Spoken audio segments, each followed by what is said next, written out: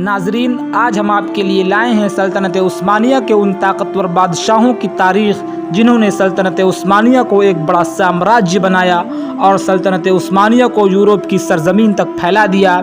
آپ کو بتاتے چلے کہ سلطنت عثمانیہ کی بنیاد ارطغرل غازی کے بیٹے عثمان غازی نے رکھی تھی۔ اسی سلطنت کو مسلم دنیا کے اتہاس میں سب سے لمبے وقت تک قائم رہنے والی سلطنت مانا جاتا ہے، لیکن عثمانیہ سلطنت کو طاقتور اور وسیع و عریض بنانے میں 5 سلطانوں کا سب سے زیادہ کردار رہا ہے۔ تاریخ دان بتاتے ہیں کہ اگر یہ سلطان نہ ہوتے تو سلطنت عثمانیہ کبھی بھی طاقتور نہ ہوتی اور نہ ہی اتنے لمبے وقت تک قائم رہ پاتی۔ تو دوستوں، ہم بتاتے چلیں کہ اس لسٹ میں پہلے نمبر پر ہیں عثمان غازی۔ ہم بات کر رہے ہیں اس عثمان غازی کی جنہوں نے 1299 میں سلطنت عثمانیہ کی بنیاد رکھی تھی۔ عثمان غازی کے والد ارطغرل غازی نے اپنے سرداری کے دور میں ہی ترکی کے لگ بھگ سبھی چھوٹے بڑے قبیلے کو ایک جھنڈے کے نیچے جمع کر دیا تھا۔ عثمان غازی نے اپنے والد محترم کی محنت کو برباد نہیں جانے دیا، بلکہ ان سے ایک قدم آگے بڑھ کر کے 1299 میں سلطنت عثمانیہ کی بنیاد رکھ دی۔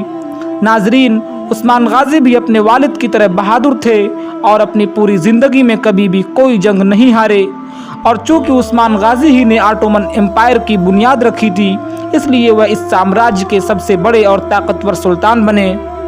اس لسٹ میں دوسرے نمبر پر ہیں اورحان غازی، جو عثمان غازی کے بیٹے ہیں اور سلطنت عثمانیہ کے دوسرے سلطان۔ اورحان غازی نے سلطان بنتے ہی سلطنت عثمانیہ کو تیزی سے پھیلانا شروع کر دیا۔ آپ کو بتا دیں کہ عثمان غازی نے سلطنت کی بنیاد تو رکھ دی تھی، لیکن اس سلطنت کا ایریا زیادہ نہیں ہوا کرتا تھا، بلکہ صحیح معنوں میں اس سلطنت کا ایریا اورحان غازی نے اپنے دور حکومت میں پھیلایا۔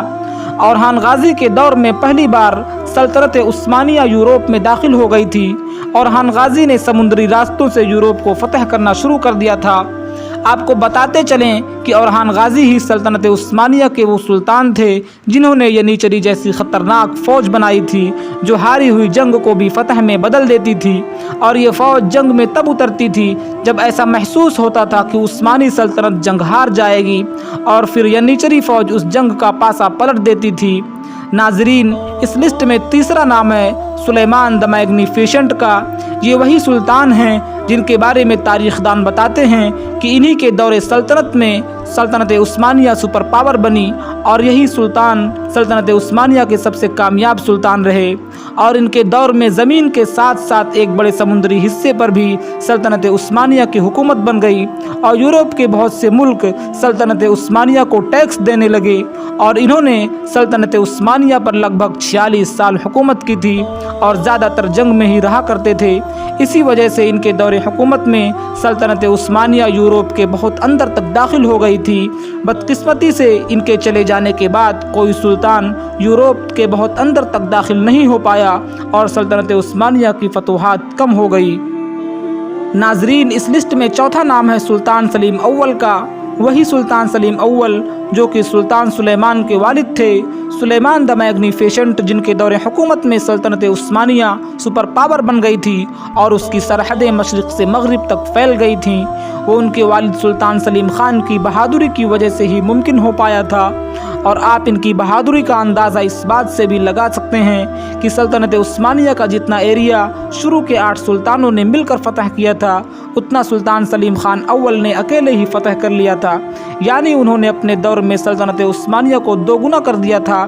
آپ کی جانکاری کے لیے بتاتا چلوں کہ ان کے دور حکومت میں مصر اور مکہ مدینہ جیسے پاک شہر بھی سلطنت عثمانیہ کا حصہ بن گئے تھے۔ اسی وجہ سے ہی ان کے دور میں خلافت کا آغاز ہو چکا تھا اور پوری دنیا کے مسلمان سلطان سلیم اول کو اپنا خلیفہ ماننے لگے۔ اس سے پہلے عثمانی حکمرانوں کو صرف سلطان کا درجہ ملا تھا، لیکن سلطان سلیم اول کے دور میں دنیا کے سارے مسلمان خلافت کے جھنڈے کے نیچے جمع ہو گئے تھے۔ ناظرین، اس لسٹ میں 5واں اور سب سے طاقتور نام ہے سلطان محمد فاتح کا۔